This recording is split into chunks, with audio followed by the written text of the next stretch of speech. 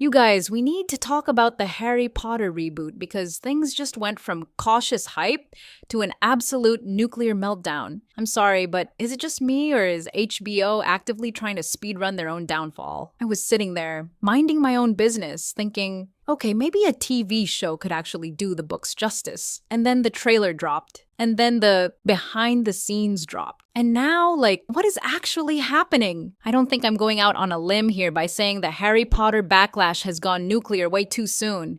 Usually, we wait for the show to actually air before we start the funeral march, but HBO managed to unite the entire internet in record time. We're talking men, women, young, old, Snyder Brothers, Marvel fans, people who don't even like pineapple on pizza have come together to say one thing. The casting of Black Snape is a disaster waiting to happen. And it's not for the reasons the woke police want you to think. It's because the internal logic of the story is literally screaming in pain. The new Harry Potter film looks like straight up boo-boo. I just watched the new trailer for it and it looks so uninspired. It looks like a fan film with a big budget. And the casting looks absolutely awful. I do want to say, no hate to the kids that are acting in this. They're starting their career. They don't realize that they're working for Voldemort. But honestly, a lot of this casting is just a severe downgrade from what we had before. I like Nick Frost, but he looks absolutely horrible as Hagrid. He's looking haggard, not Hagrid. And what is up with this costume? It looks like a costume. This doesn't look like real clothing that's part of the world. In the original series, Hagrid and everyone else's clothes looked like they had been worn before, like they were distressed. This looks straight off the rack and it looks tacky.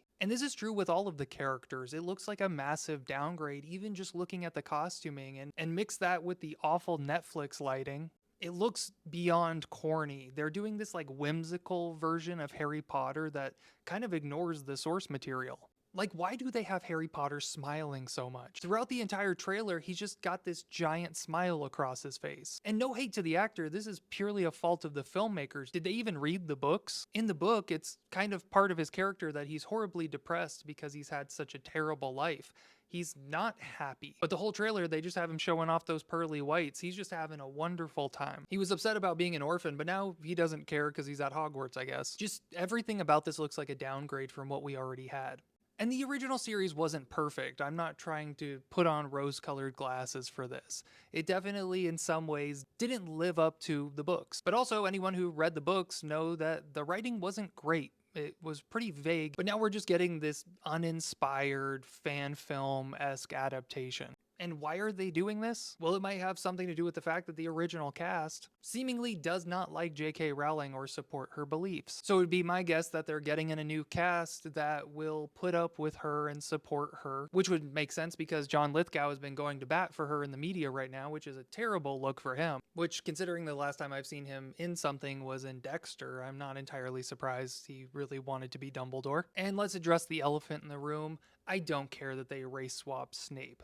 I think the only people online who are complaining about that are racists. And a lot of them are trying to say it's because in the book he was white. No, in the book they described him as pale, I'm pretty sure, which people of any race can be pale. My problem with Snape and the other characters are why do they have zippers? It's insane to do this paint by numbers copy of the original movies. But your big bold change is going to be adding zippers. The only thing that I think is going to be awkward about Snape being black is the fact that we're going to have to watch James Potter torture and bully him. And considering J.K. Rowling wrote a very white world that feels very ethnocentric, this whole flashback to his past with James Potter is going to be pretty awkward. Because let's face it, the world of Harry Potter is very, very white. So much so that they had a black character early on in the film, Lavender Brown. But as soon as she became a speaking character, they suddenly race swapped her to a white girl. And this isn't just an issue with the movies, this goes back to the books. You have a black character and her last name is Brown. You have a black man and his last name is Shacklebolt. You have one Asian character and you made her name an onomatopoeia, Cho Chang, which is a mixture of Korean and Chinese names. I don't think anybody should be watching this. I'm absolutely not going to watch this trash. But even if you don't care about anything that I said in this video, another reason that you should not watch this is encouraging Hollywood to move in the direction of just remaking things and giving us nothing original. If this new Harry Potter film does well, we're going to forever just be in a sea of remakes. And is that really a world you want? I don't. I want to see more original things. I don't want to see the same rehashed, reskinned tired projects. But things like this will only stop if people stop watching them. So if you care about the future of the artistic medium of film and television, we all need to collectively decide not to watch this. And it's not for the reasons the woke police want you to think. It's because the internal logic of the story is literally screaming in pain. And you guys, the skit was good. Like, how bad does a situation have to get before SNL wakes up and does something smart? That's what we're talking about today. But here's the thing that's been eating at me. This isn't just about Harry Potter. This isn't just about one casting choice. Because I've seen this exact story before. I've watched this exact playbook. And the fact that we're watching it again with the same beats, the same red flags, the same PR spin, that's what's really insane to me. So buckle up, because this goes deeper than you think. Let's set the scene. HBO announces a Harry Potter TV series. The world collectively loses its mind in a good way. This is the series fans have been begging for. The books are 1,200 pages deep. The movies skipped half of it. A proper adaptation? Year by year? House by house? Easy money. Like, embarrassingly easy money. Harry Potter has made $8 billion in book sales alone since 1997. The film's grossed $9.6 billion. Merchandise? Another $7 billion. Hogwarts Legacy hit $1 billion. The audiobooks on Audible broke records. This IP is not dead. It is not struggling. It is thriving. So you have one job. HBO, don't mess it up. And then they messed it up. Now, I'm not going to pretend the internet wasn't already divided before the trailer dropped. J.K. Rowling is a controversial figure, sure. There are people who have sworn off Harry Potter entirely because of her. But here's the thing, and this is important. Those people are not the ones filling theme parks. They're not the ones buying $7 billion in merchandise. They are not the majority. The majority of Harry Potter fans are just fans. They want a good show. So when the teaser trailer dropped and immediately started getting ratioed, that's not the boycott crowd doing that. There aren't enough of them. At time of recording, the trailer was sitting at 267,000 likes and 264,000 dislikes. Almost perfectly split. Negative. And you guys, it wasn't just one channel, it was ratioed on HBO Max Nordic, HBO Max Australia, HBO Max Germany, HBO Max Asia, worldwide, and 100% of the negativity, every single comment, pointed to the same thing. One thing, Black Snape. Now, I want to be clear, the issue is not a black actor can't play Snape. That is not what this conversation is about. The issue is thematic, and the SNL skit of all things, explained it better than most YouTubers have. The bit goes, Harry Potter, or the proud boy who spent the whole year telling everybody that the school's only black teacher was secretly evil.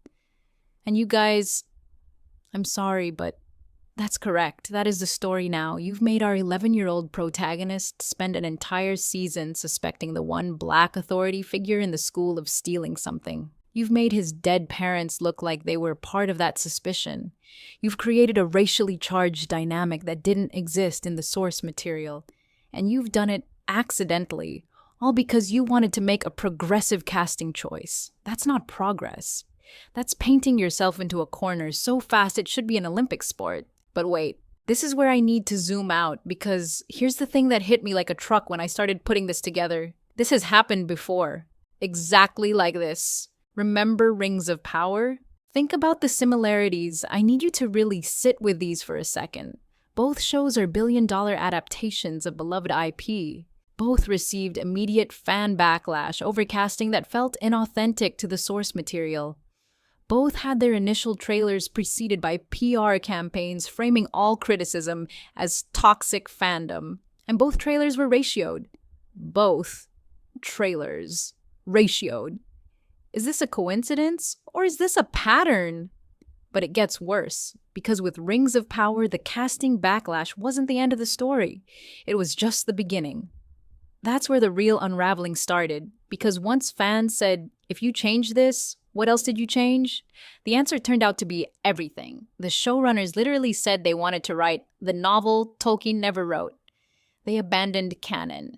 They built their own story and called it Tolkien. Now look at what HBO is saying about Harry Potter. They want to reimagine the canon. They want it to breathe. They want to do things a little bit differently. And there it is. There it is. That exact phrase, that exact energy, updated for a modern audience. Like, tell me why they keep saying this. Tell me why this is always the move. Because if you thought this was just about one casting choice, I need you to understand that was never going to be the whole story. They're adding scenes that aren't in the books. Nicholas Flamel meeting Dumbledore, Draco's home life, teachers in their private rooms, parallel storylines, and the magic, the literal magic of Harry Potter, is being grounded in naturalism. There's this quote from the special where they talk about magic being rooted in nature, in naturalism. Naturalism. In Harry Potter, J.K. Rowling famously said, "Nobody knows where magic comes from. That mystery is part of the point, the sense of wonder, the inexplicability of it, and these guys want to explain it." And then there's this line from the casting director about Hermione. She called her a character with main character energy and said her superpower is her emotional intelligence. And I'm sorry, but Hermione, emotionally intelligent? For the first several books, she is a brilliant, socially awkward, bossy, occasionally insufferable know-it-all. That's the character. That's why her arc works. One of the biggest criticisms of the films was that Hermione kept getting Ron's moments. His lines, his saves, his character beats. Are they about to do that again, but on a bigger budget? Because that's what main character energy sounds like.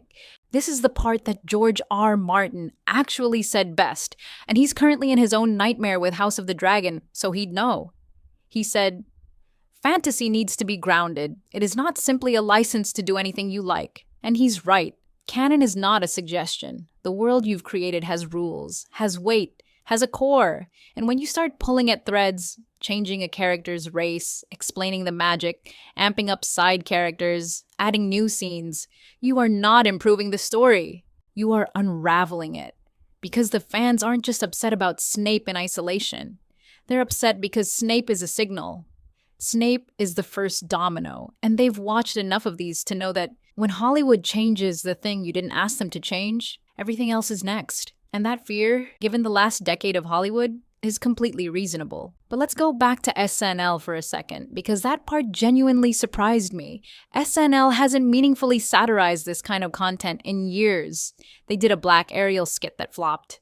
They did a Black Valerian skit that only worked because Dave Chappelle was there. And now, suddenly, they're doing Harry Potter, which tells you something when Saturday Night Live, a show so desperate to not offend anyone that it basically stopped being funny, decides your casting choice is too absurd not to mock. That's not a culture war moment. That's mainstream.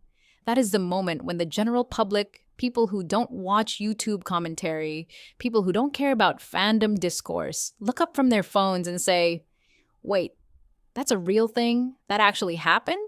Yes. Yes, it did. And HBO reportedly responded by rolling out a behind-the-scenes documentary 8 months before the show even airs. Normally you see those things during or after a release. Not before. That is panic. That is damage control. And allegedly, it made things worse. So, where does this go? HBO says it's going to be a faithful adaptation. They've said that out loud, on record, but they've also said they want to reimagine the canon.